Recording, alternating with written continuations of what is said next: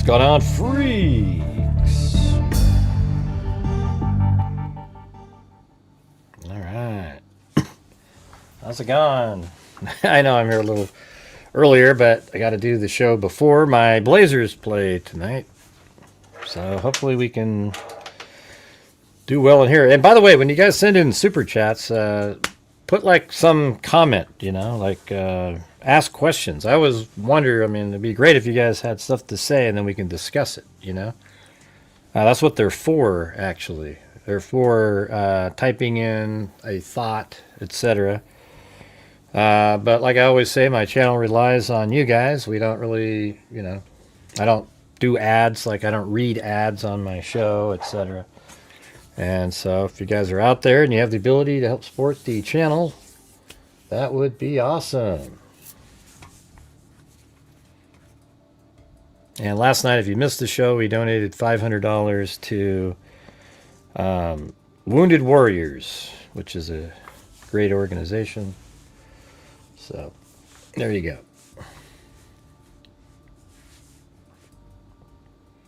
All right, we're just going to start off with the Big Sur case again.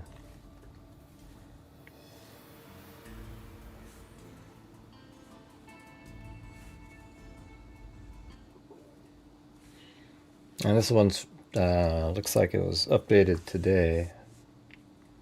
Let's see. A woman whose body was found last week in the Ventana wilderness of the Los Padres National Forest has been identified. 37-year-old Joanna Ruth Shields of Carlsbad. She was discovered by a group of hikers last Thursday on Pine Ridge Trail. Her death is being treated as suspicious. The official cause and manner are pending the results of toxicology tests. If you have any information, you're asked to call the Monterey County. You know what's bothering me about that case? Hey, thanks, Wild Bill Wassman.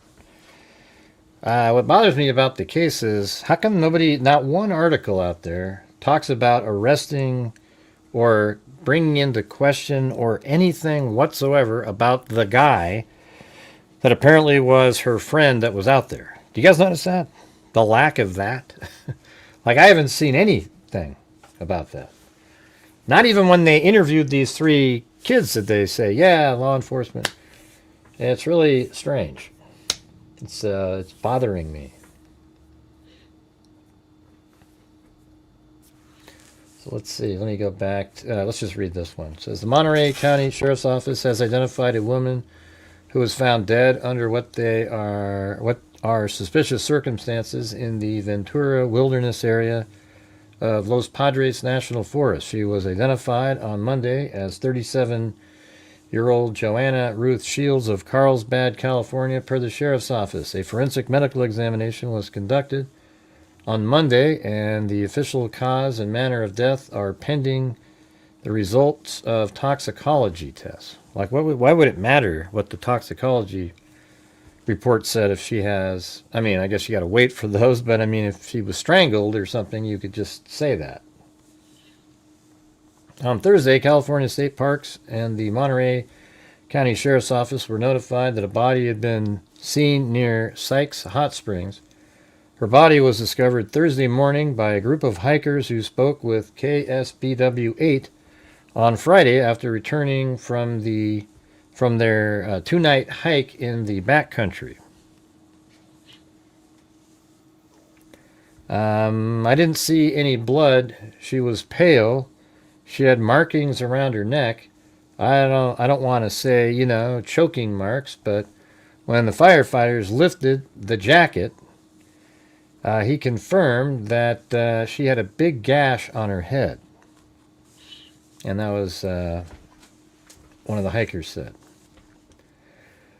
Just a second.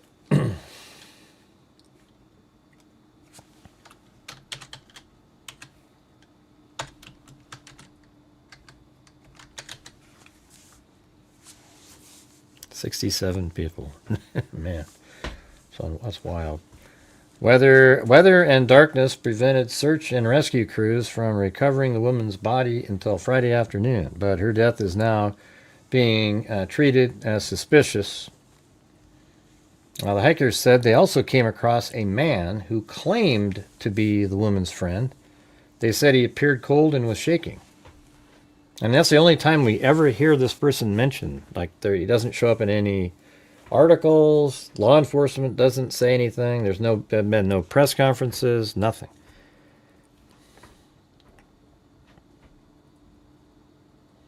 The hikers also came across a man. He says he was scared, nervous, like shocked. His face just like numb and dull. Hiker John Harimi said, on one hand, we didn't know if he was just having the worst day of his life. On the other hand, he had just killed somebody. So I just went in with like, all right, just be ultra cautious, slow things down, and make sure everything is safe. When the hiker asked what happened, the woman's friend told them this. She went to the bathroom.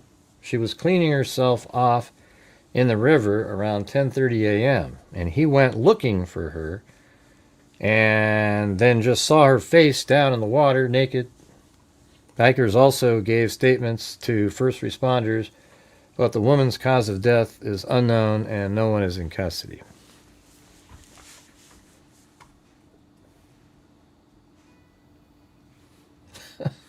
What's going on? How could there only be 65 people yet again? I mean, this is just, it's not doable. You know? Conspiracy cells. It's crazy. If I was writing Candace Owens' coattails, I'd have 25,000 people watching, and I could sell it better. But I can't do it. You know?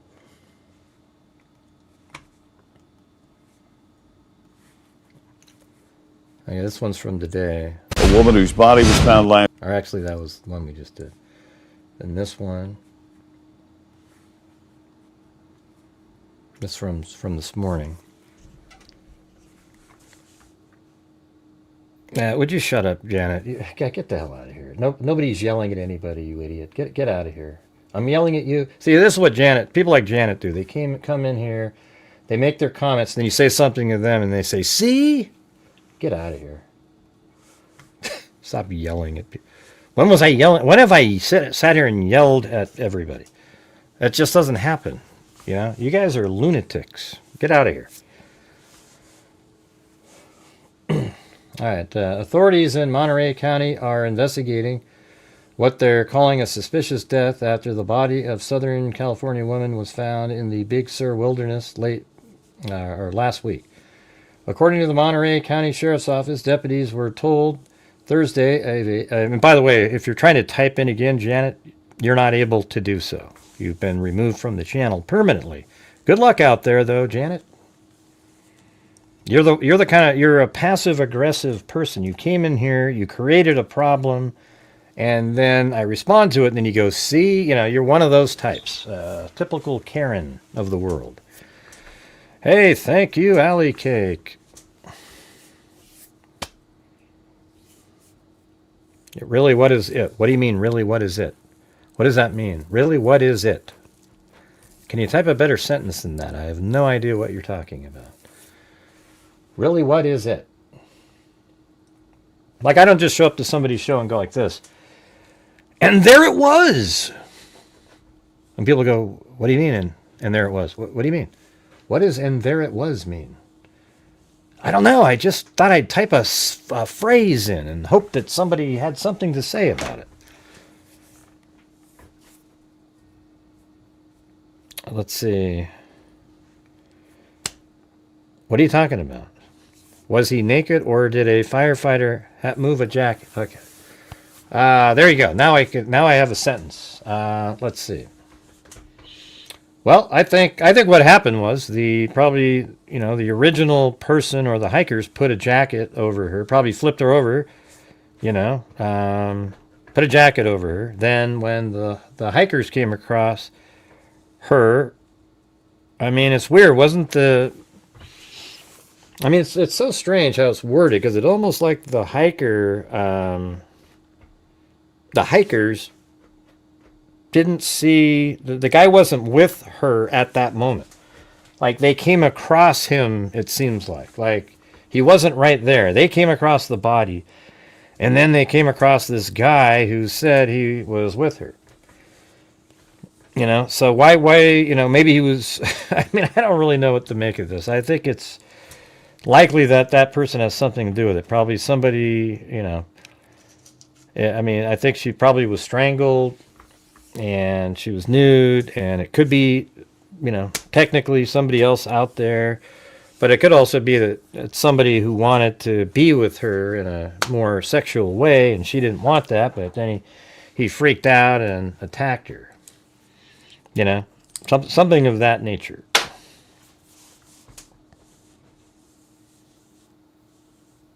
Okay, yeah, what does Brian Hooker got to do with this? Let's see. Yeah. And if you're out there, if you could please help support the channel, that would be awesome. Thank you.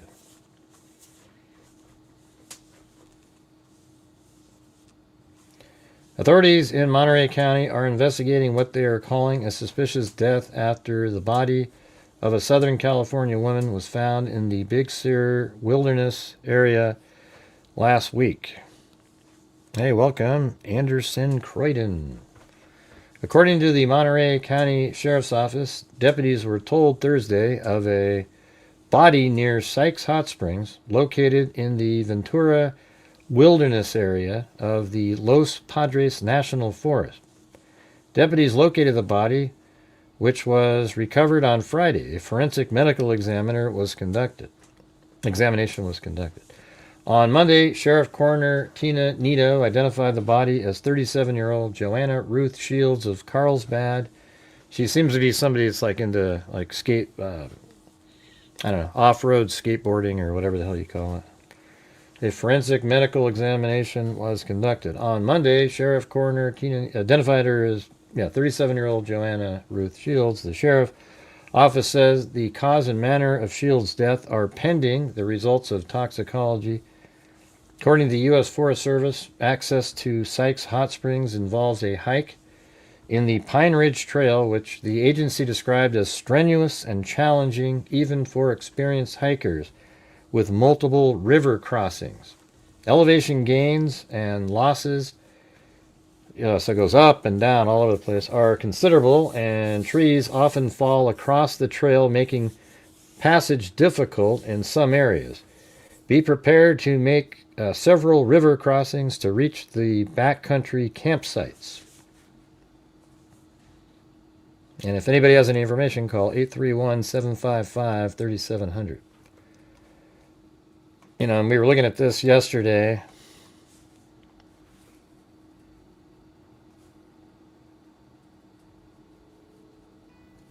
And there's little 360-degree views in here. So you can kind of see what it looked like right around in the area. And that's not one of them. They didn't just pop up like they did the other day. There it is right there. Yeah, so this is what it would have looked like down there. There's a man-made, obviously, a little area that stores the hot spring water to sit in.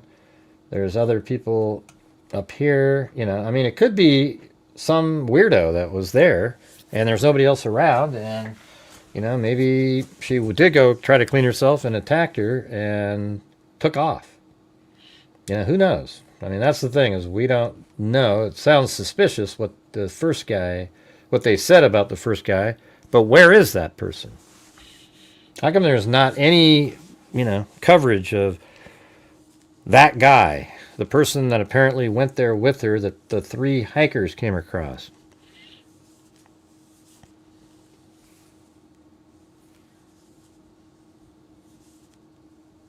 All right.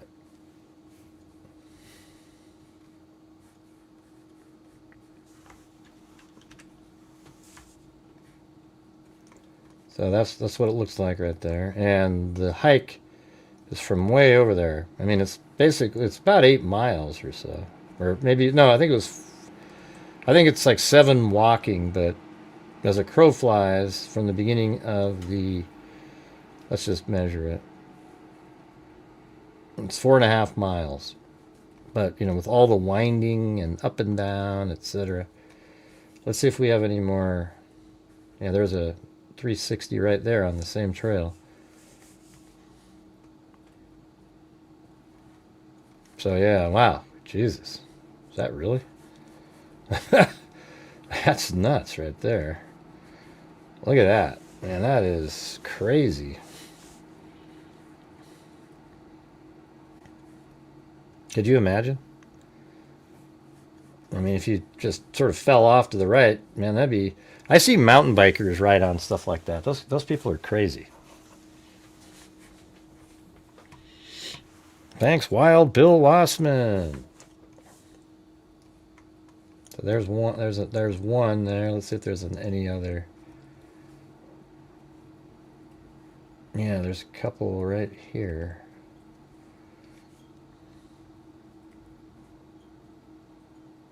Yeah, that was the one we were looking at too. Yeah, so people can camp and whatnot in these different areas.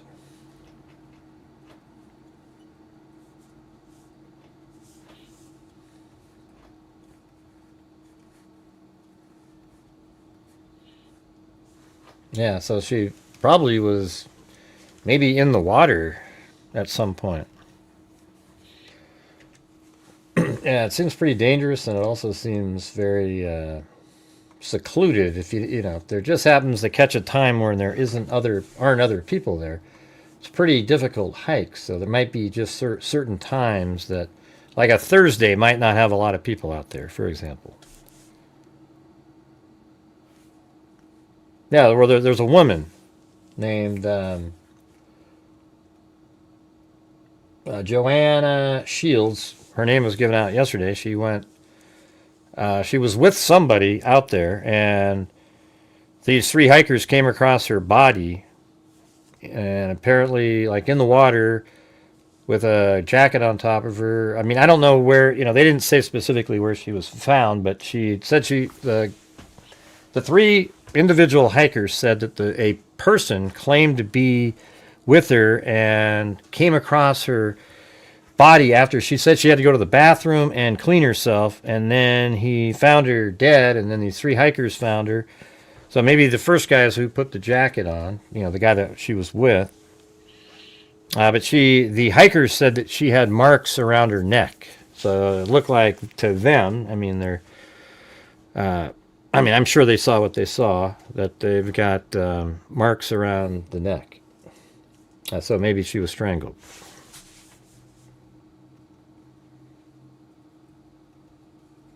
And there's a guy on Reddit. This one person, who knows who this is, but it says, "Hi, everyone. I'm one of the hikers in the news interview along with my brother and 3 other friends. I just want to give props to the people on the trail who called in, officials on their way down. Another big props to the volunteer firefighter who helped out at the scene. My heart goes out to the family and friends. As someone who has lost a young brother, nobody should have to deal with the pain and grief of this magnitude. But if one of her family members reads this, I promise you that you will get through this time, and you will get through this time, and she is with you. I did not like how the news station took my friend's phrase of atrocious as he used to describe the situation and changed it to atrocious scene. These news stations only have..." Yeah, right. So atrocious scene would make it seem like it's this really bloody scene and everything. But he was just saying that it's atrocious what happened. Now, these news stations only have one goal, and that is to stimulate as much clicks and interest as possible. Yeah, that's exactly like what Baron Coleman, Candace Owens, those kind of people, that's what they do. I guess that's smart YouTubing. But hey, guys, any chance you guys could help support the channel? We're currently at 1/30th again I know this is earlier than normal, but this is the time today that I have to do the show. So if you guys can give some channel membership, super chats, that would be great. As for the man we found with the woman on the trail, we have no idea if he did or did not do anything, and it is not fair to say so without a proper investigation. Props to my brother for treating the situation like professional and taking the situation seriously. Most hikers understandably left the man by himself with the body. So it said there was, the hikers said, okay, they left this guy with her in search for help, but our group was able to stay with the man. Okay, so most hikers understandably left the man by himself with the body in search for help, but our group was able to stay with the man who was clearly going through so much emotional distress to try to guide the situation and make sure everyone was safe. You must assume the worst and hope for the best in these situations, especially when you're so far from civilization. To conclude, a woman traveling with a man in the mountains was found dead, and we have absolutely no idea how or why she died. That's up to the officials to figure out. I pray that the Monterey Sheriff's Office is taking this case extremely seriously and gives her family closure, no matter what the outcome.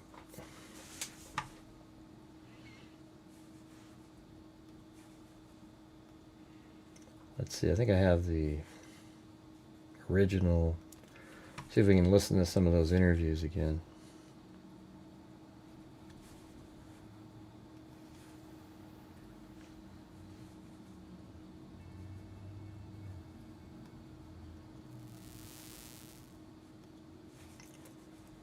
Maybe it's this one.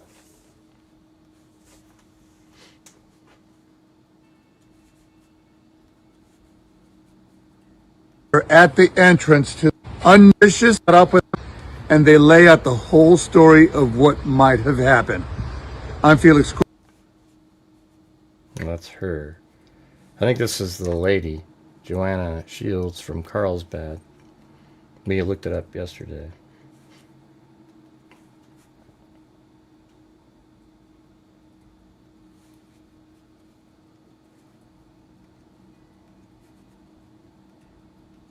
This group of I didn't see Thursday morning. So I didn't see any blood. She was pale. She had markings around her neck. I don't want to say, choking marks, but and then when the firefighter lifted the jacket, he confirmed that she had a big gap. Yeah, so there must have been the guy who was on the scene and then covered her with the jacket. And then these guys came across him, and then, they waited, and then a firefighter removed the jacket. When he got to the scene, probably a paramedic, and that's when these guys saw that. Gash on her head. Weather and darkness prevented search and rescue crews from recovering the body until Friday afternoon. But the woman's death now being treated as suspicious by the Monterey County Sheriff's Office. These hikers said they also came across a man who claimed to be the woman's friend, said he appeared to be cold and was shaking. Scared, nervous, like shocked. His face just looked numb and dull. On one hand, we didn't know if he was just having the worst day of his life, or on the other, he just killed someone. So I just went in with all right, let's just be ultra cautious, slow things down, make sure So that must be the brother of the person on Reddit. everyone's safe. When the hikers asked what happened, the woman's friend told them this. They were out there. She went to the bathroom. She was cleaning herself off in the river around 10:30, and he went looking for her, and then just saw her face down in the water. Naked. Yeah. The hikers also gave statements to first responders, but the woman's cause of death is still unknown, and no one is in custody. Yeah, so there you go. It's just kind of a weird story. So what's weird too is there's just so little, anything being talked about it. I mean, where's the interview with the guy? I mean, if the cops talked to him, you know, the cops brought an individual in for questioning, etc. There just doesn't seem to be anything. Hey, thanks, Wild Bill Wassman. Wild Bill Wassman's trying to go for a challenge, you guys, or not really a challenge, but more like a you know, trying to get people to jump on his wave. This channel needs the support from the people watching, as we have absolutely no other means on these kind of shows. I mean, you can see with 82 people here, the ad revenue might be $1.50, and that just doesn't work. I can't do anything about it.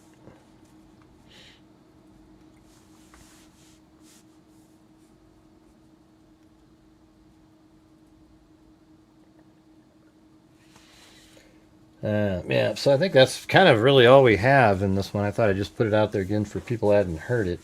But, man, there's Wild Bill and Alley Cake. How about some of the rest of you? Wouldn't that be great? You know, we always have the same two people who are always so generously helping support the channel on these shows. And it'd be great if some of you others thought, you know, this channel is worth supporting. I mean, he's already donated $293,000 to charities out there. Out of the income from the channel, maybe that would be something we could jump on and help support, you know.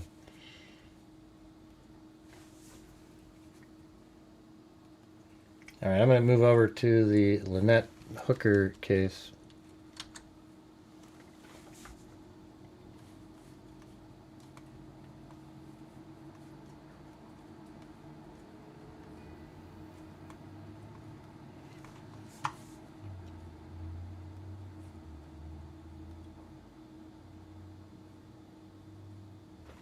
Yeah, so today there was, you know, we know, you know, the case here, it's sort of confusing a little bit. You know, there's pieces of information. Apparently, like earlier in the evening, Brian and Lynette, this is the couple who's, you know, Lynette Hooker's missing. I don't think so, Alley Cake.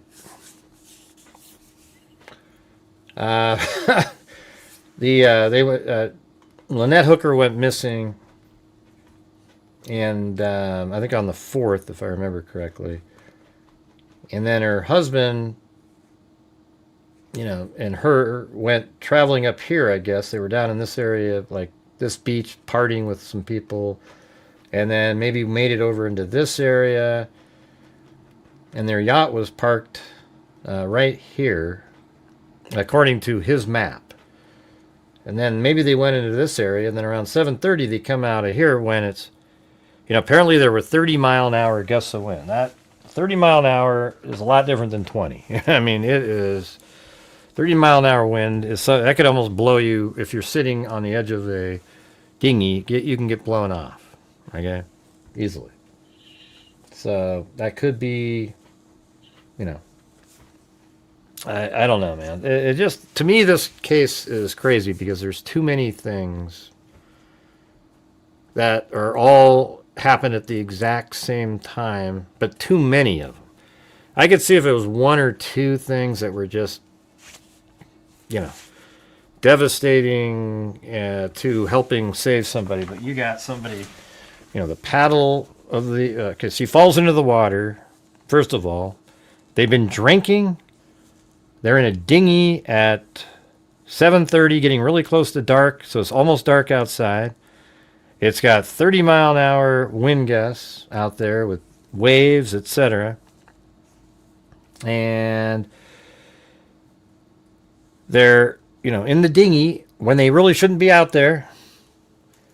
Then apparently she falls over and grabs the kill switch key thing that goes on the motor, and then she also had the spare one on her too, and falls into the water. Then he tries to throw a flotation device out there. He doesn't know if she got it. Then he gets while he's sitting there waiting, he forgets that he needs to throw his anchor out, so at least he's somewhere near where she is. I guess if you didn't put the anchor in, you might drift coinciding with her, but he didn't think that. He wasn't thinking that. He was actually thinking, man, I should have put my anchor down sooner. He didn't do the anchor. And then when he was anchored down, he took his cell phone out with a flashlight and tried to get somebody's attention. And then apparently he didn't think, boy, I have my cell phone. Why don't I just call somebody? So he doesn't call anybody. And then he got some flares out. And he goes, well, nobody saw those either. I don't know. It just seems like there's way too many things here. Way too many. And nobody, for some reason, these reporters out there, none of them seem to want to ever ask the questions that really matter. They've interviewed him now. Why don't they say, hey, you know? But hey, guys, I'm going to say hey. I need your guys' support on the show today. We are currently at 1/10 or 1/11 of the daily goal, and this is going to be my show for the day during this time frame. So if anybody has the opportunity and the ability to, that would be great. Unfortunately, on my channel, I'm relegated to having to ask 100,000 times during the shows, because if we don't reach the goals, we're just not going to make it. Okay, we have a lot of stuff that we do. We have a scholarship fund. We have a DNA fund. We've given, tens and tens and tens and tens of thousands of dollars to various charities. Like I said, we're at 293,000. I need your guys' support. So even though it's earlier in the day, let's see if we can try to get the ball rolling here. If you've noticed, it's just been very lackluster yet again. All right, that'd be great. Thank you.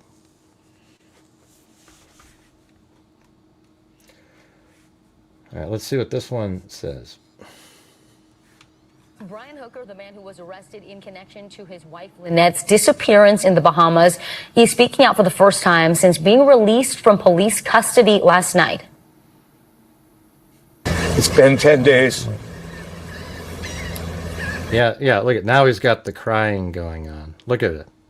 It's been 10 days. Did you notice me crying now? He looks over at the camera. I don't know, man. This guy's speaking out for the first time since being released from police custody last night. It's been 10 days. It's been a long time. I don't think I've ever been apart from her in 25 years. What do you mean? You guys were like separated and she lived somewhere totally different. For this long, she wouldn't stop, and what is that even? That's not even true right there. Bahamian officials did not have enough evidence to file formal charges, but Hooker is not in the clear yet. Authorities say that they are still considering him a suspect in his wife's disappearance. NBC News correspondent Jesse Kirk. Job night that him about some of his conversations with investigators. Here's part of what he shared with me. I want people to know that Lynette is my life, and we've been together almost half my life, and we belong to each other, and I mean to keep looking. Did police ever explicitly ask you if you hurt your wife? Of course. What did you say to them? I said I've never harmed Lynette, and I never would harm Lynette. And See, that's already a lie, though, right? Like, he's already lied multiple times in here. You know, he's been separated from her multiple times. He's harmed her before. He's had to go to court because of it. I want to find Lynette. So again, that's just part of my exchange with Brian Hooker, and we'll of course have more of this throughout the day on all of our NBC News platforms. It was a great, eye-opening, insightful interview. Jesse, what about Lynette Hooker? Do investigators have any more leads in terms of where she might be, and do they still believe that she's alive? Yes, so the commissioner of police here in the Bahamas told me that the only piece of evidence that they've found has been the life preserver, the flotation device that was discovered, and we've known about that for days now. So it appears that there is not a lot of evidence that has come up at this point, but the commissioner tells me that police are going to continue searching for Lynette Hooker as long as possible, and the commissioner says she is still hopeful they will be able to find her, Vicky. All right, Jesse Kirsch live in the Bahamas. Jesse, thank you for your thorough reporting. We thank you for watching, and remember, stay updated on breaking. Yeah, there's one. Let's see. There's all kinds of these different times where... Less than 24 hours after his release from custody and hours of police questioning about his wife's disappearance in the Bahamas, Brian Hooker is speaking out. Lynette Hooker went missing on April 4th after her husband says she went overboard. 13 Your Science Callie Lichter joins us now with the latest. Callie. Elena, this is the first time through an attorney. Brian was released. He is still considered a suspect in her case. Bahamian authorities say the decision was made after talks with their equivalent of a prosecutor. Time pending. Brian was in a nightmare and options to find A different chapter of There it hell. is right there. There's a little.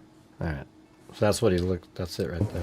A different chapter of hell and a giant hell that I'm in. I will always think there was something I could have done differently. My one job was to look out for her, and that has not happened. And I'm going to keep looking out for her now as best I can. In a statement to 13 on Your Side, Brian Hooker's attorney said in part, Mr. Hooker's primary focus remains the search for his wife of 25 years. He's dedicating his full emotional and physical energy toward coordinating with relevant parties to find her. We kindly inform you that should there be any significant updates regarding the legal status of this. In a statement to 13 on Your Side, Brian Hooker's attorney said in part, Mr. Hooker's primary focus remains the search. You know, it's weird. You listen to him, you look at him on knees and he's crying. He's trying to be like, oh, I never did. But then you hear him on those calls and he's not even close to crying. He's just having a conversation. Is anybody here? I mean, it's just nobody's chatting again. This is going to be a real short show. I need some engagement. This is just ridiculous. God damn, again. Just... CBS News just spoke to the husband of a Michigan woman who disappeared on a boat ride in the Bahamas 10 days ago. Well, look, he had a lot to say important to this very moment. We were able to get some. Here is some of the interview, and we'll talk about it on the other end. I want to. My goal is to go back and speak with the Hopetown Fire and Rescue volunteers, the search and rescue volunteers. They have been, I believe, still looking whenever they can, but even while I have been detained by the Royal Bahamian Police Department. I was speaking with a volunteer the day that I was detained to go out on one of their boats. They were going to take off work and take me searching some more areas. I won't be able to stop looking. You want to keep looking for Lynette? I'm going to need somebody with more authority to tell me to stop.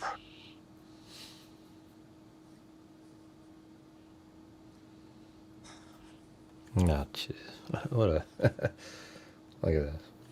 Somebody with more authority to tell me to stop. Let me take my glasses off. I think I might be able to get some tears out if we could just... There, look. Gee, check it out, you guys. I'm trying. Can you explain to me? You've seen the attention this case has had. And more like I've heard about it. I have not looked at the news or any social media since the day before the accident, because my sister flew in to support me and said it's getting terrible out there. And then I went to dinner one night. Thanks, Wild Bill Lossman. Thank you. After searching, and guess this isn't the time to do I was, shows. Approached by Nor is a 8:30. freelance reporter, and I began to think that it was going to be terrible.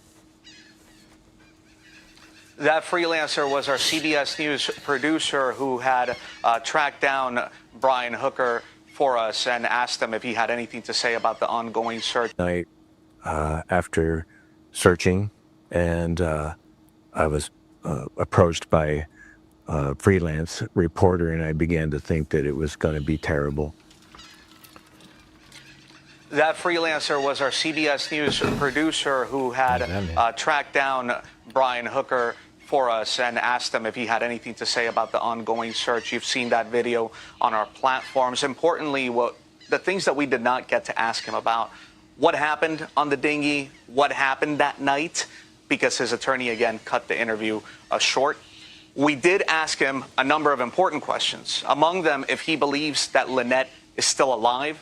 He said that he does, and he goes into... No, you don't believe that. Unless it's like the show, movie Sleeping with the Enemy. You know.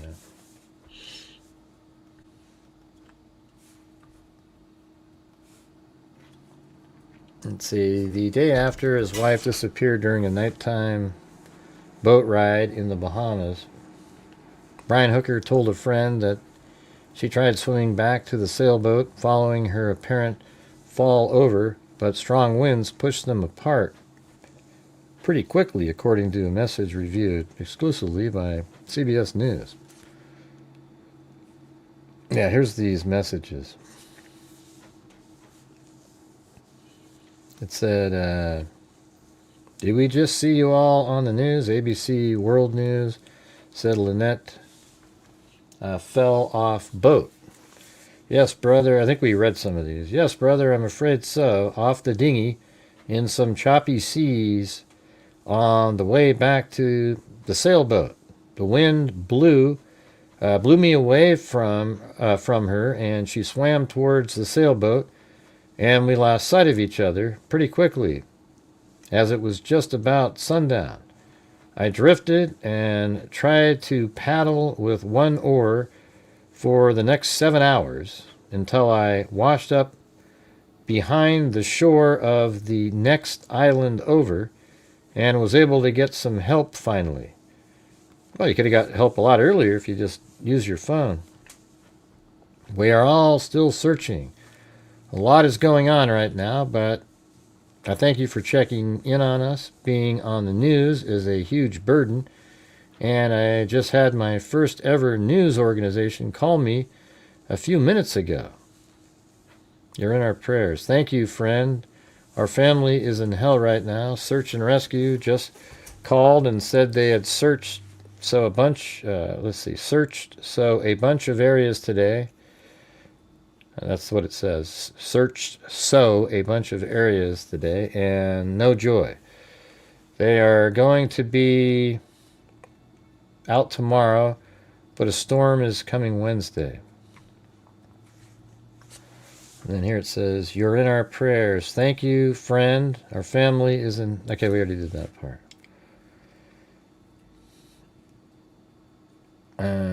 I guess it does. Right now, Search and Rescue just called. Yeah, and it says, please keep us informed.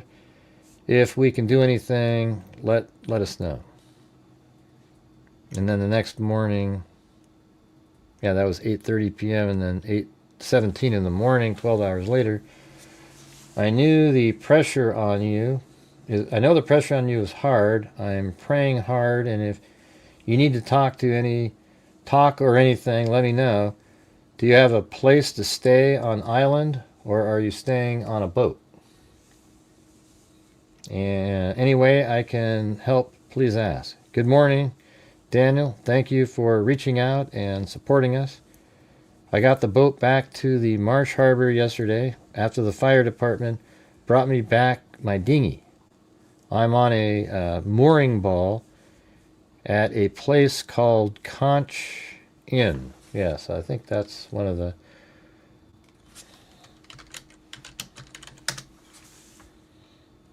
No, he's on a mooring ball at yeah, right there, I guess, right? No, that's not. Where is the... Yeah, so I don't really... Yeah, so I guess he's already taken...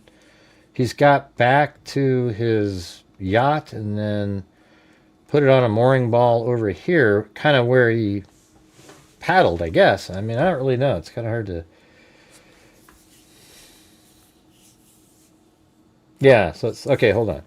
I got the boat back to Marsh Harbor yesterday after the department brought me back my dinghy. So let's see. I got to the boat back.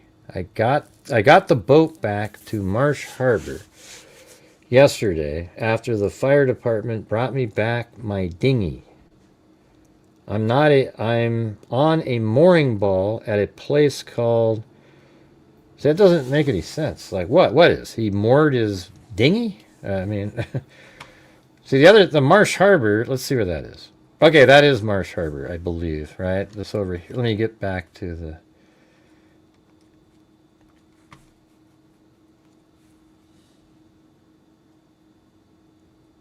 You turn them all on.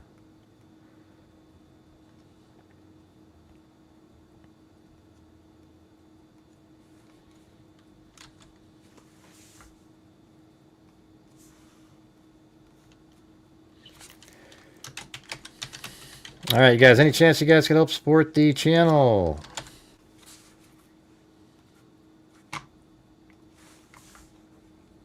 Got another poor one going.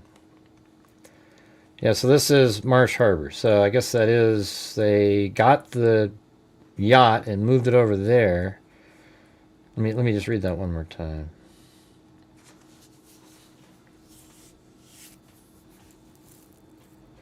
I got the boat back to Marsh Harbor. Okay, so he was able to get back to his yacht and got it back to Marsh Harbor yesterday after the fire department brought me back my dinghy. Okay, so the fire department gave him his dinghy. Then he took his dinghy all the way over to where the boat was moored over, near, I guess you could call it Abaco Inn and Elbow Cay. And then he took the boat back over to this area. I mean, I guess he may have gone around like this. I don't know if, Marsh Harbor is just the name of the city, so he probably parked it in there, not when I say parked, I mean moored it.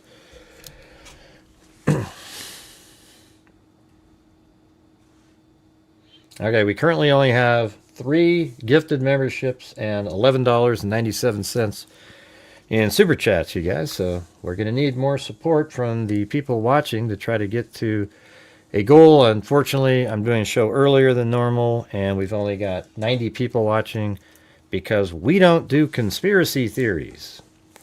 And there's so many of them, they've sucked the oxygen right out of the room for the rest of us. My channel, for some reason, YouTube doesn't put out notifications, etc. I have 180,000 subscribers. You would think, accidentally, 500 would show up. But it isn't the way it is. They'll go, "Well, Grant, you..." Well, they would have unsubscribed if they believed what you're saying. So anyways, I need your guys' support, you guys. I don't know what to tell you. We're just having another one of those days. I tried doing a show off hours 2 days ago, and the same thing happened. So if you guys have the ability, that would be fantastic.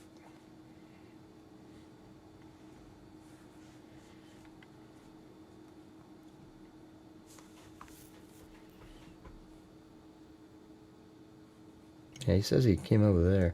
So it's probably like one of these lagoon. I don't know. He called it, looks like a lagoon. I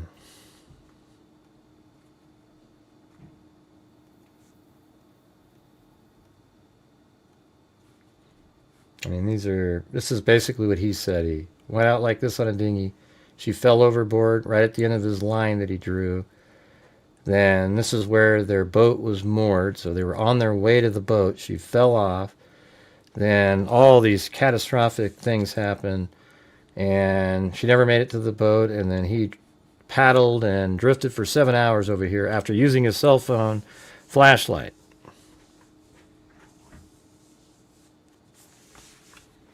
Yeah, that doesn't make much sense.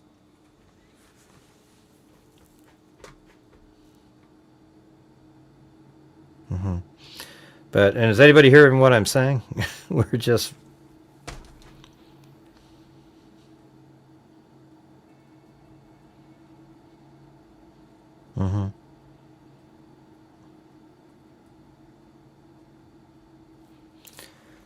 Guess this is the wrong time to do a show. Maybe I'll try to do one late night at like 10 o'clock or something. Could try. Don't know.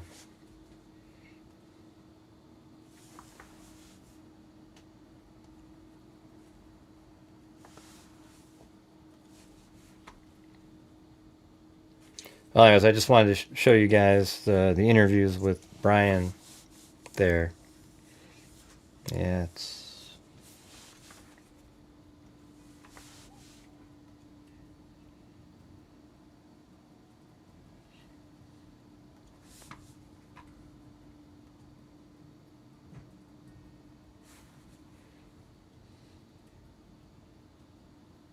Yeah, it doesn't make a lot of sense.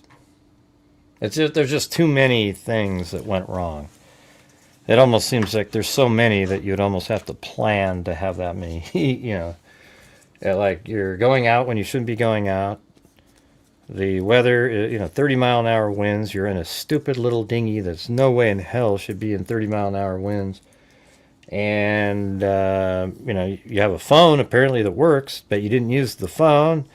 You threw a little life jacket out there or a flotation device. That didn't seem to work. Your flares you didn't use. And, obviously you didn't use your phone. And then she fell into the water with both sets of keys and...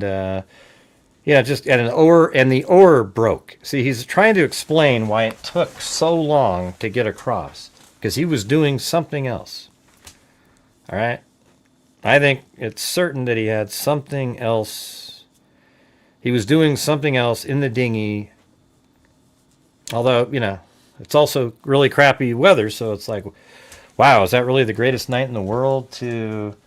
But here's the thing. You could have done something to her, put her in the dinghy, threw her over, and what a perfect night to pretend that something happened because of the weather. So it might have been like the perfect opportunity.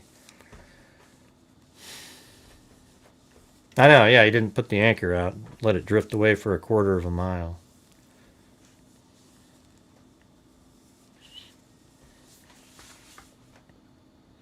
And by the way, when you guys send in super chats, make, have questions, things to talk about. That's what they're for, I think I might go to the same situation that like other channels do. They don't even respond to questions, or at least the priority goes to the comments that have super chats attached to them. Because it seems like nobody ever writes anything in. I don't know how the oar broke. He just said it like broke. A segment didn't work or something. Way too many different things here. And yet, you know what? It's still possible that that's all true and she just fell overboard and died, in the water. But where is she, by the way? I mean, this is like an enclosed area. It seems like she would have floated up to the surface. I know there is a current, but I don't know. It just seems like something... My original theory is that he buried her body. There was like this huge amount of time, so he actually put her somewhere else and then made it look like she fell over into the water.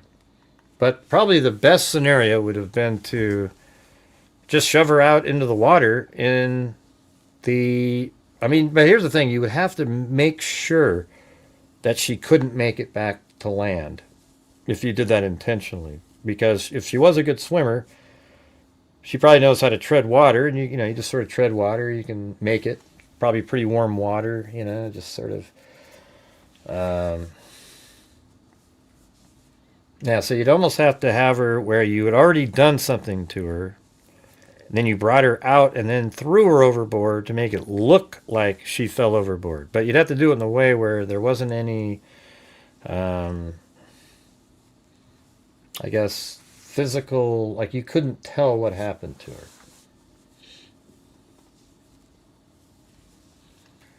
Thank you, Tracy Von Brott. And thanks, Alley Cake up there.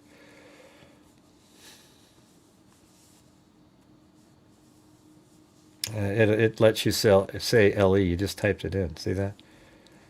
You just typed in LE. So it worked. I can see it. Would have much easier to get away with it when we're 2 days from shore. Yeah, but I think it's more of a... Here's the thing. I don't know if he planned this thing. All right? Well, I don't know. It must have been something else you typed in then, Paulette. You ever thought of that? It's much more... it could just be... They were very volatile. They were both drinking. And he got really pissed and did something right away. That's why his story is so ridiculous sounding with so many things going wrong, because he after he did something to her, he sat there and went, okay, I need to have this happen, this one. How do I explain it took 7? Oh, yeah, she fell over the board with the key.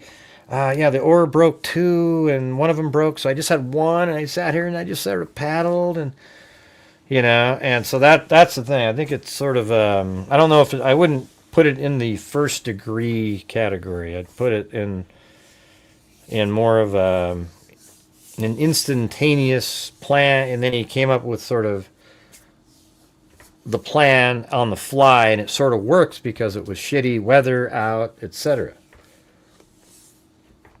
And maybe if she was drunk and he pushed her in the water, she might have drowned anyways, because you don't do things quite right when you're drunk and you're in the water. Sometimes you breathe at the wrong time, and especially in a situation where these waves would be crash. You're kind of riding with the wave, but a lot of times the waves just smash right into your face and go over your head if they're big enough like that.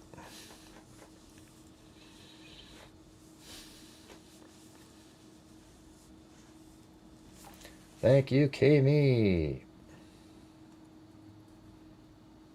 Oh, you sent that coffee in?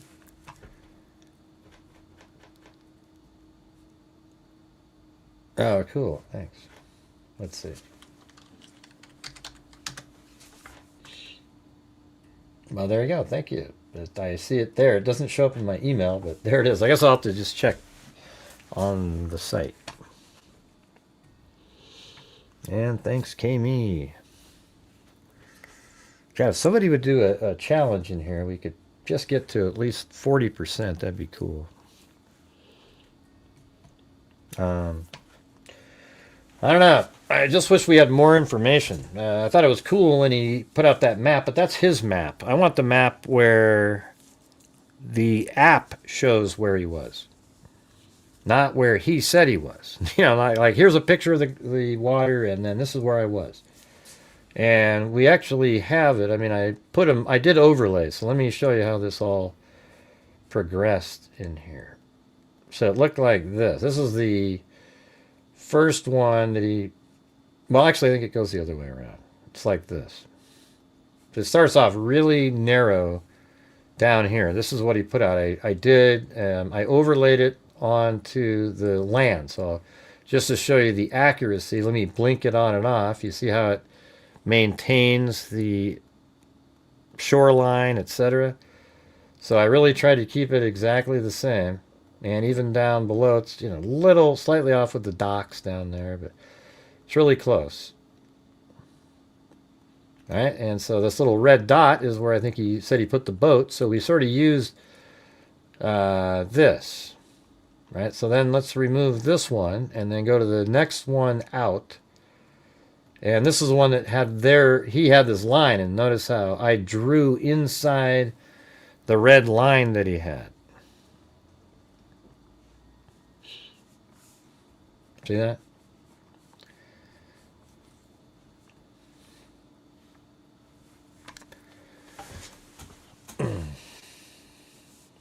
There it is.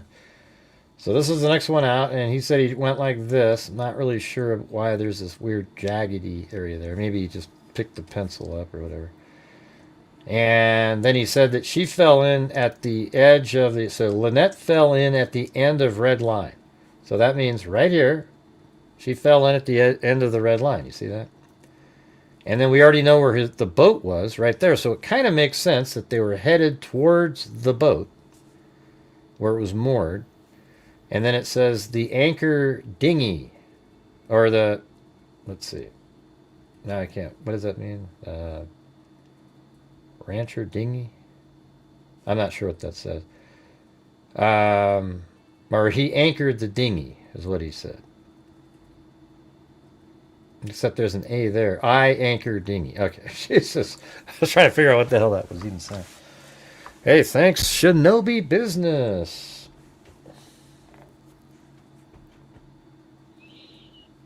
So there's anchor dinghy, and I think that's this dot right here, and that makes sense.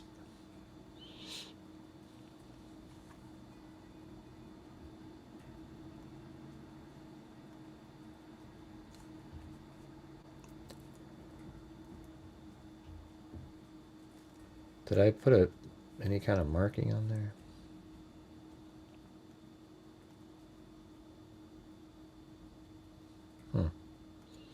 Okay, we'll do it again. 2, 3.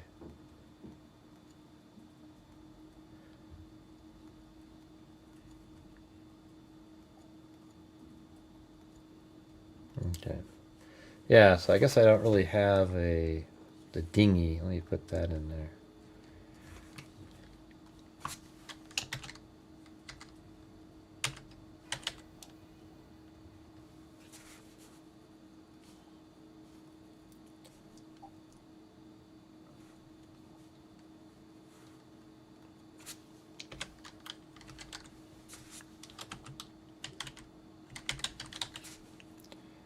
Alright, so the dinghy was anchored right there. And that's on this one, so we can turn off that. Alright. So it sort of makes, his story that he told, but of course when he's drawing it, he knows what his story is. So she falls over right here, and then he drifts this direction, and then he finally goes, oh, I better put my anchor down. And so that is 323 yards later that he thought, oh boy, I better put my anchor down here. And then apparently he drift and paddle 4 miles west. So then he starts going this direction, and that last one looks like this. So from that position where his dinghy was anchored, he starts drifting over along that line, and then he says he came into right there. And then if we turn that off, that's exactly where originally they said that his dinghy went in, but he went to, it was like 50 yards, a little, it looked like something out of a movie set, he said. I mean, maybe it was right there. Let's see, 50 yards.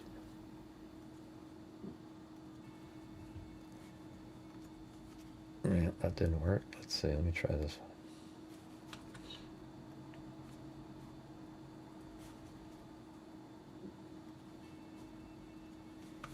That's 80 yards, but he said it was like 50 yards. So could have been this one over here, and he just sort of generically has it coming over here. This is where he put his yacht later, right in there. And so that was 7 hours later, but he didn't once get on that phone that he had where the flashlight was working and make a phone call to anybody.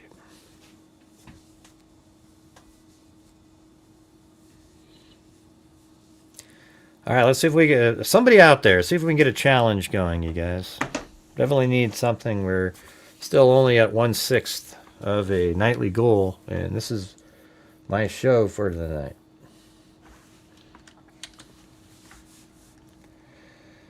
Yeah. So, you guys have any thoughts about this? I think they both were angry when they drank, and they were a very toxic relationship. He may have been worse, than she was, but, it's one of those things where nothing good was ever going to happen out of that. They didn't do anything that was, even remotely normal.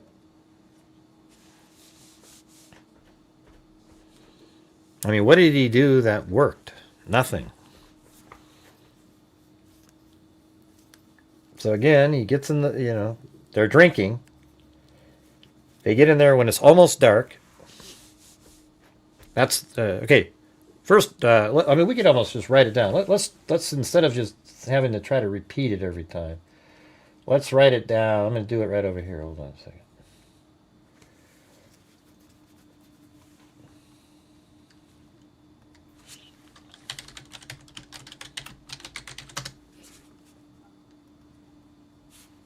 All right. Number 1, drunk. 2,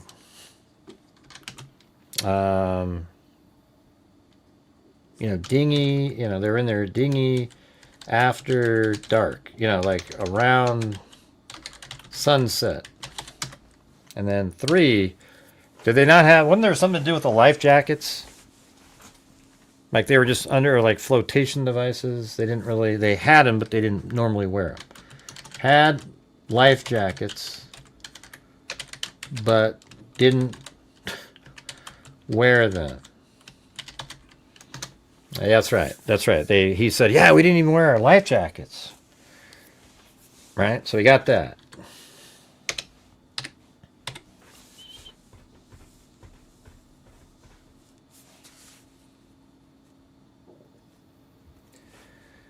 And let's see. And then the weather was 30-mile-an-hour winds and very choppy. Not sure how to spell that. Choppy waves, or something like that. And then 5. What's another one?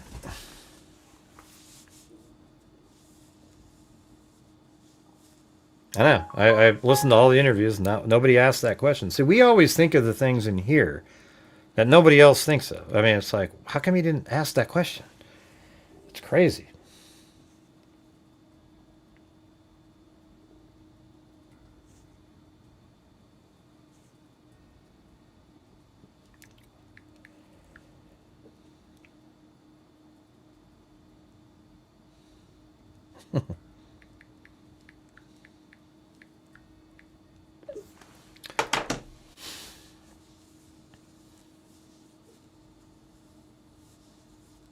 Didn't make a phone call for help. Yeah. All right. Weather, 30-mile-an-hour winds.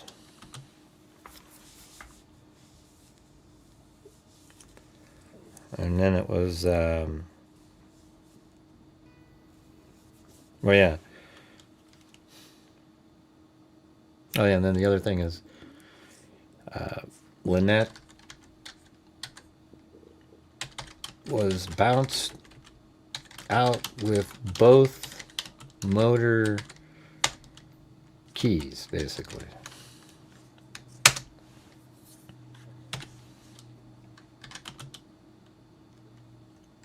Paddle. Let's see. One of the 2 paddles broke. 7. Let's see. Used, through flotation device, doesn't know if she got it. 8. Used phone, flashlight to signal a boat, but they didn't respond. 9. Didn't use the phone to contact, or, use the phone to get help. 10. Use 2 flares to try and stop another boat, but they too didn't see it. Didn't see it. You see how it just gets kind of nutty after a while? Yeah. They were drunk. They went in the water around sunset.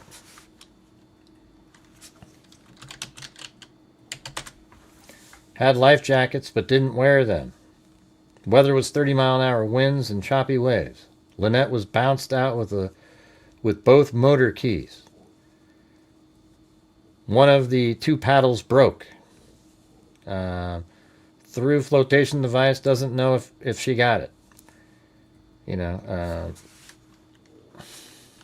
Let's see. didn't try and, follow Lynette. I mean, it doesn't seem like he tried to do anything. Oh, yeah, and then the anchor. I forgot about the anchor. Didn't deploy anchor until over 300 yards away. Yeah. What a ship show, Tracy said.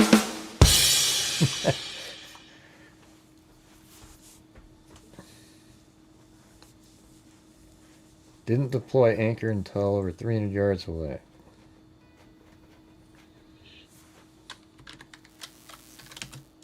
And then floated for, got it.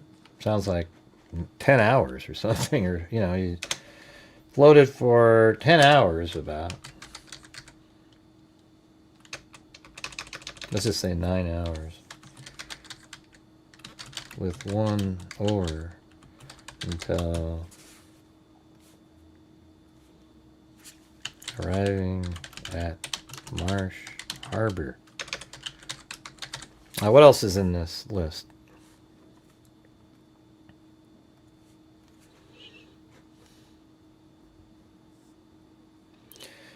All right, I got to go use the restroom, but if you're out there and you have the ability to help support the channel, or are really struggling again, you guys, so if you have the ability to, that would be fantastic.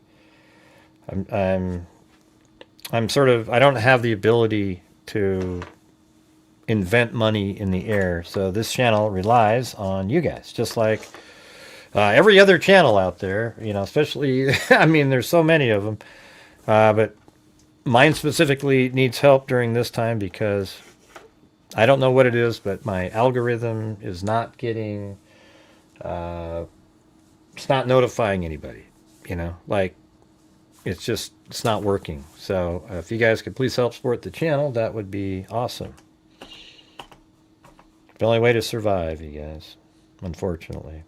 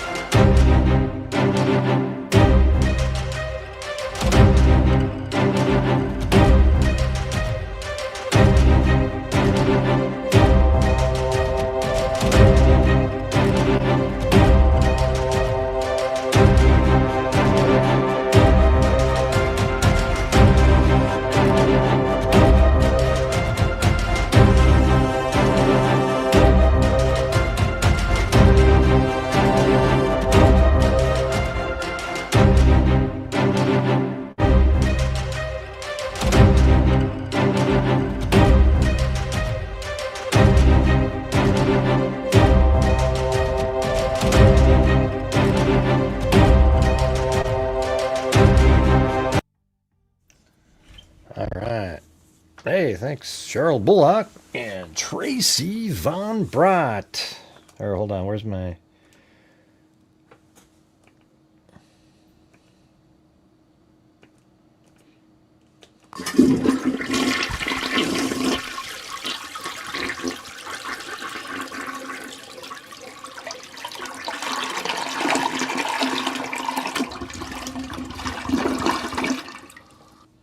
Yeah, there you go.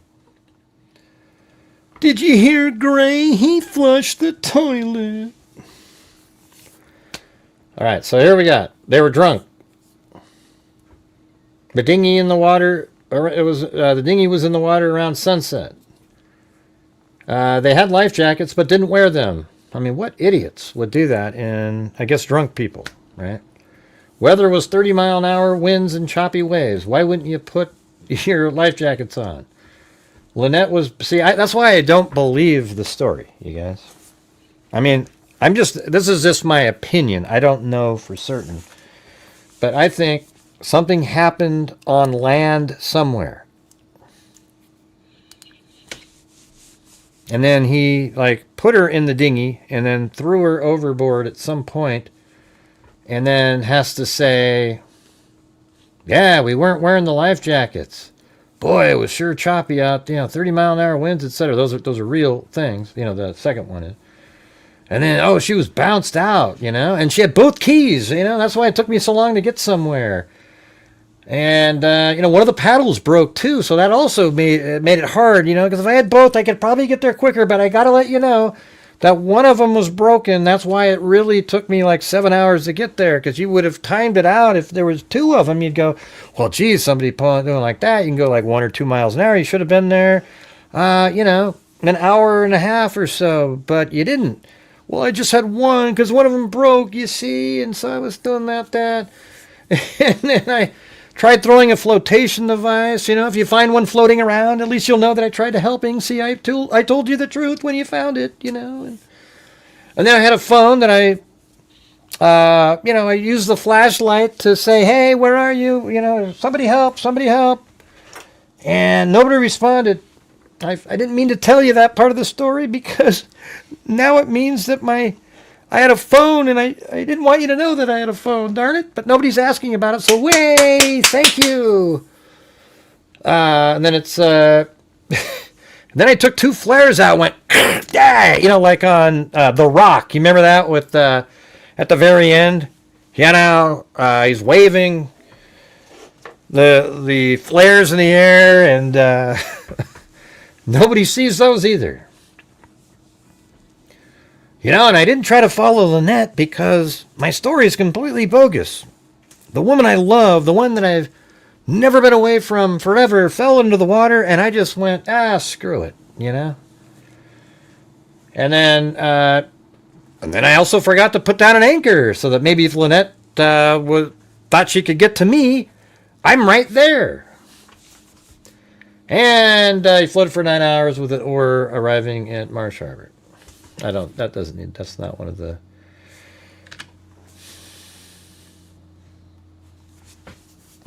Right? Doesn't that make sense?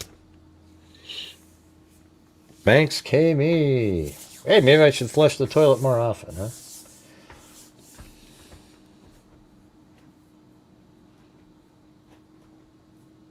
Yeah, we know. Yep. Right, we said that a minute ago. They're in parts. It's just completely bogus. Does anybody believe this stuff right here? I mean, I could see if there was one thing. Oh my God, she fell over and she had both keys. And then after that, you go, oh man, that sucks, because then you couldn't use your engine, but you had the oar. And if you deployed the anchor and you had the oar, and then he got on his phone and said, hey, come help. And they found him out in the dinghy and said, where'd she go? She went in over there. Go follow it. But none of that happened. It just goes on and on and on. I mean, I guess some of it you could explain, the bad decisions and whatnot, because they were drinking, They're in an area with probably warm water, and, it's... I think it's warm there. Isn't it pretty warm water in the Bahamas?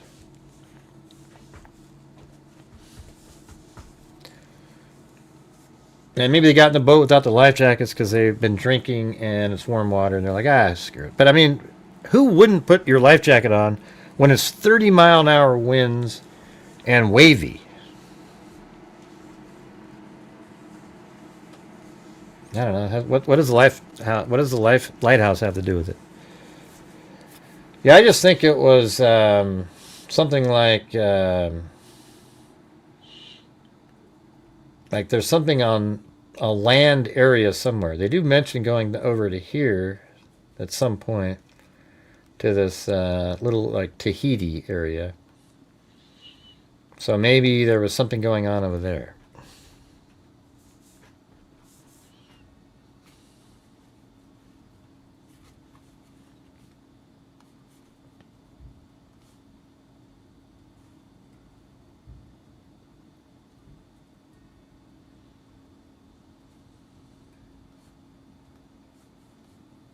I mean, this is what it looks like out there.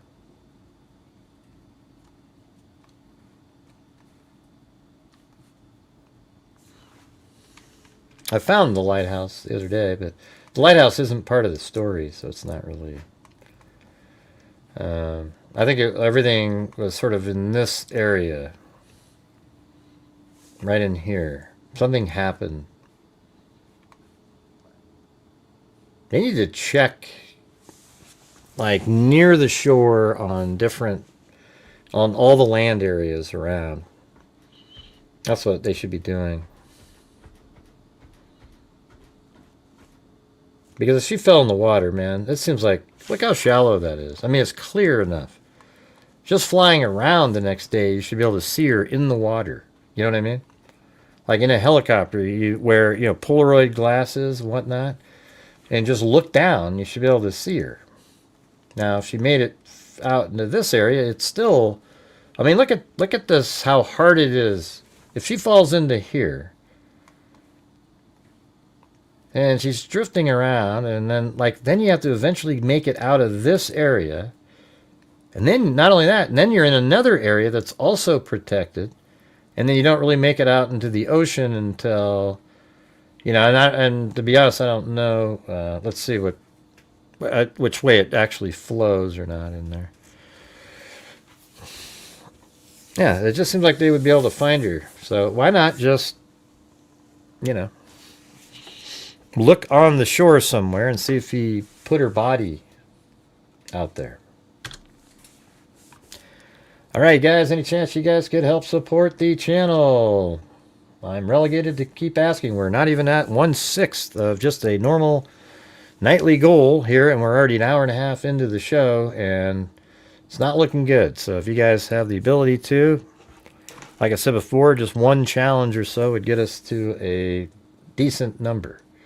I mean, not even a decent number, it'd be a third, but at least we have something.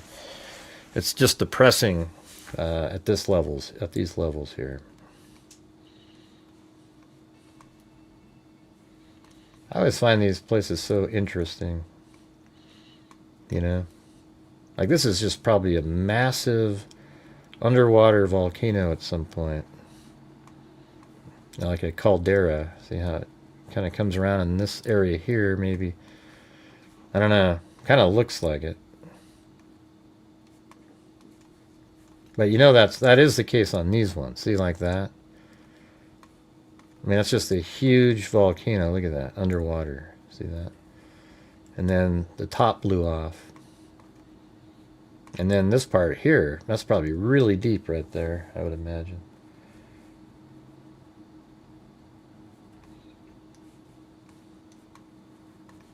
And it's like that all around, too. Like, if you go all the way out in the middle of the... Let's see. Way the hell out here, for example. And you just find, like, a random... I mean, right here, believe it or not, there's little tiny islands. I mean, look at these.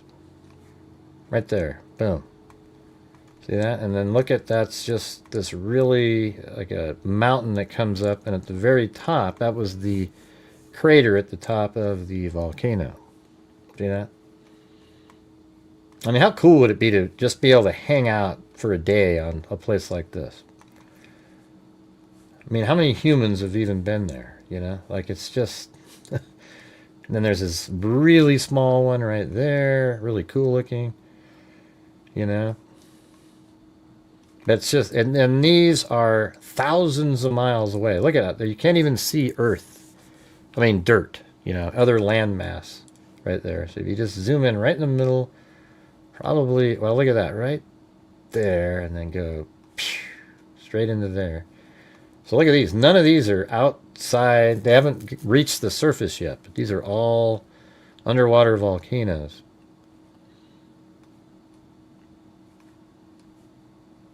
And then right here, looks like this is Hawaii. So that's quite a ways out there. But let's just go like right there.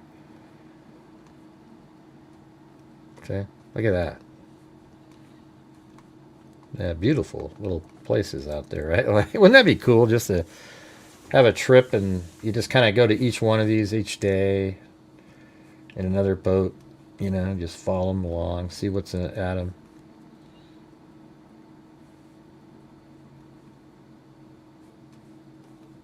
Look at that tiny one. That's crazy.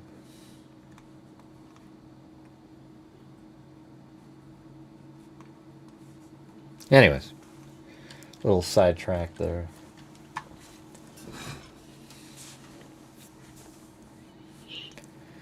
All right, I'll try one last time, you guys. You guys have the ability to help support the channel. I'd really appreciate it. We're just not anywhere near the goal, but any amount would help support the channel, and that would be great.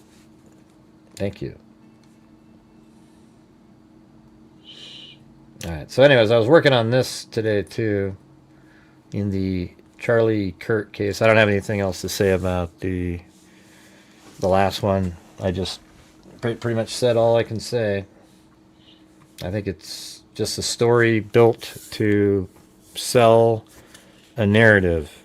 I don't think it's really what happened at all.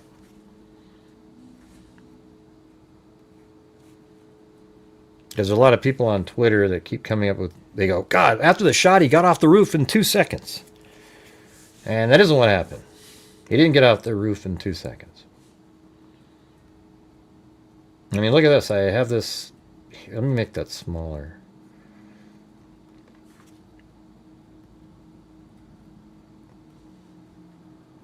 So right there's the time. See how it matches the time on the video right there?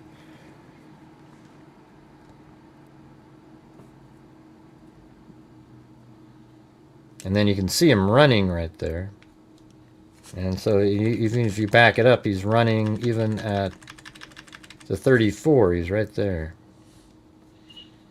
So 34, and then I have my own time frame on what matches this. So then you can see where he is at each portion.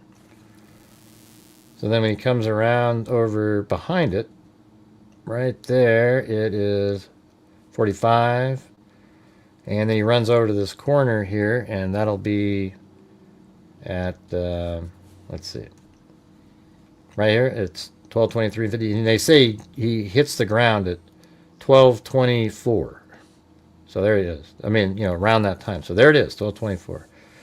And then in that same minute, he makes his way across the street. So if I continue this, like this. So unfortunately, they duplicate it. So let's see if we can just... He jumps down, and then where do they duplicate it? Is that right? There, so they start it over again. So let's get rid of that all the way. Because they do it again. Then this time they continue.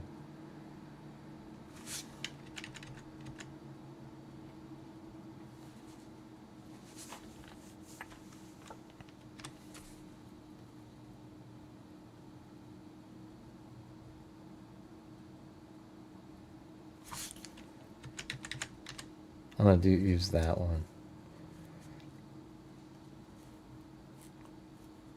instead.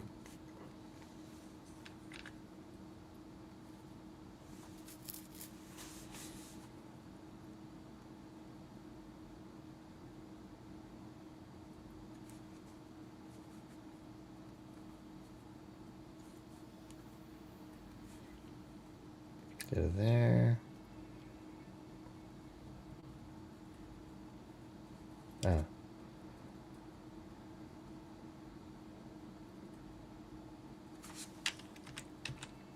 There.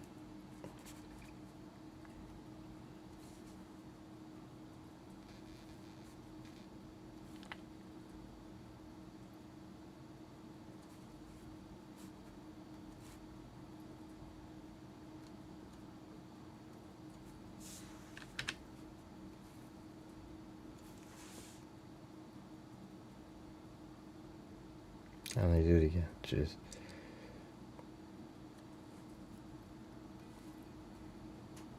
So this is just trying to get rid of their duplication. Let's see. There we go. Perfect. See, and then we have the time there.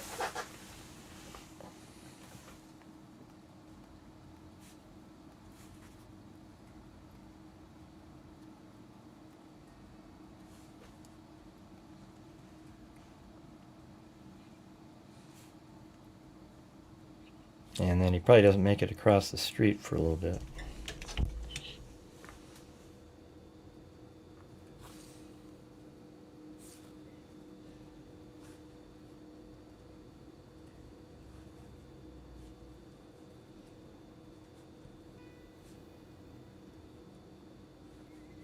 Yeah, so that was still 12:24:38 is when this video cuts off.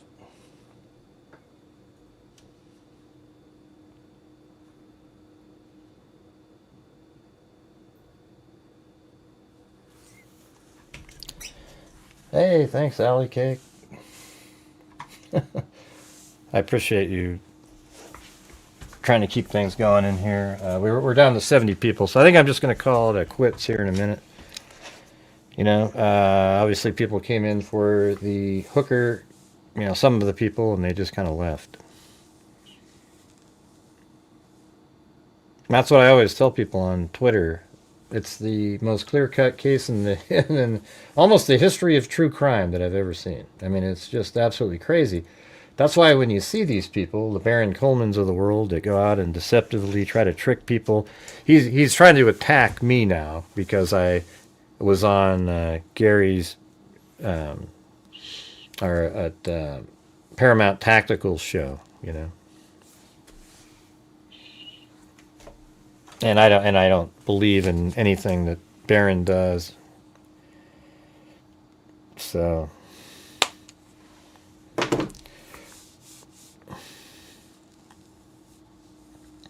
thanks, Wild Bill.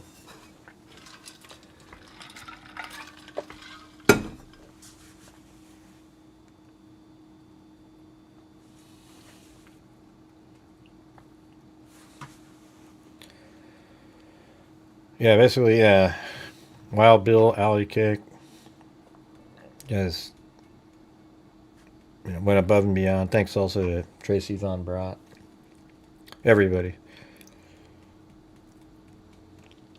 I don't know. Better than that one a couple days ago, though.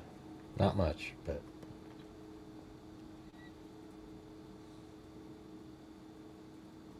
And it's weird how people, they claim they can't see that he's carrying a rifle.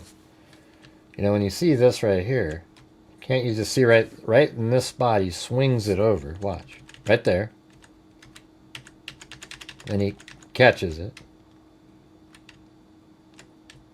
Or he's really kind of grabs it in the middle. So he lifts it up and that's just part of it. And then he has it in his hand. And then he looks down and then he jumps. Then he hits the ground. And then the towel is wrapped. He's trying to wrap it around it. He's lost control. But look at that right there. I mean, of course, that's what he's trying to do. You know, so there's like right there, and then he reaches down, and he's kind of running with it. And you can't see the barrel and everything because it's just kind of pixelated and far away. And it's too thin to be able to see. And then I think one of the key moments in here is over in this area when he runs over and he's right here and he's trying to get a hold of the situation and he starts walking with it. There it is, the towel again, as he's holding the rifle down. He did not, and people keep saying still that he disassembled the rifle on the roof. And no, he didn't do that. He had a fully put together rifle. And so look at right in this area. He tries to right here. Watch how he's walking. This is exactly somebody trying to hide the fact that he's got a rifle because he's moving it with his leg. Watch. Swing, swing, swing, swing, swing, swing, and now he's like, okay, I gotta get across the street. So he probably moved it over to his right side, I would imagine, at that point. Looks like it. And he's still just, man, that's crazy. Looney Tunes stuff. Yeah, he wouldn't have had time on the roof.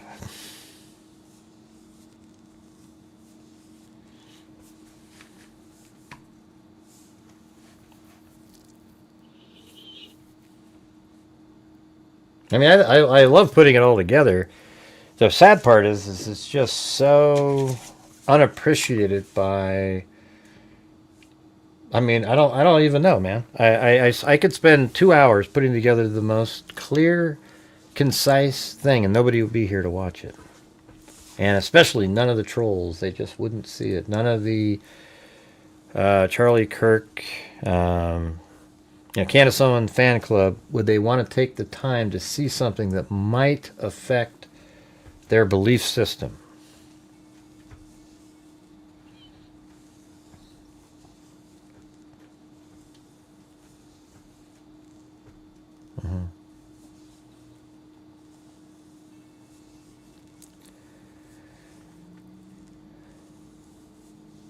Right. All right, guys. That's going to do it. Thank you. Appreciate it. Thank you to Wild Bill Wassman, Alley Cake, Wild Bill Wassman, then Anderson Croydon became a member.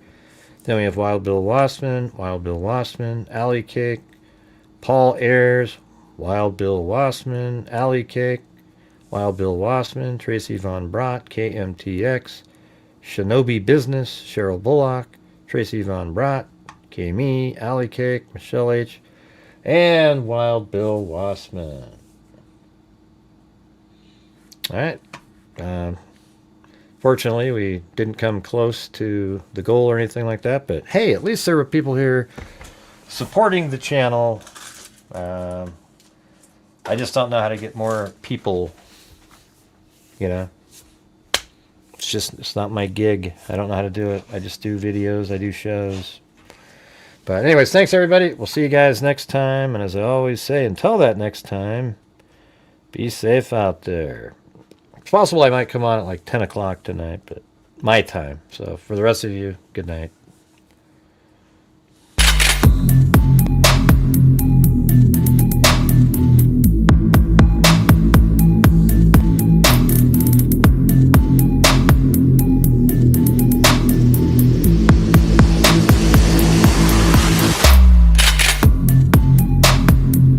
And thanks Tracy Von Brott for the coffee. I just love that music, man. It's so cool.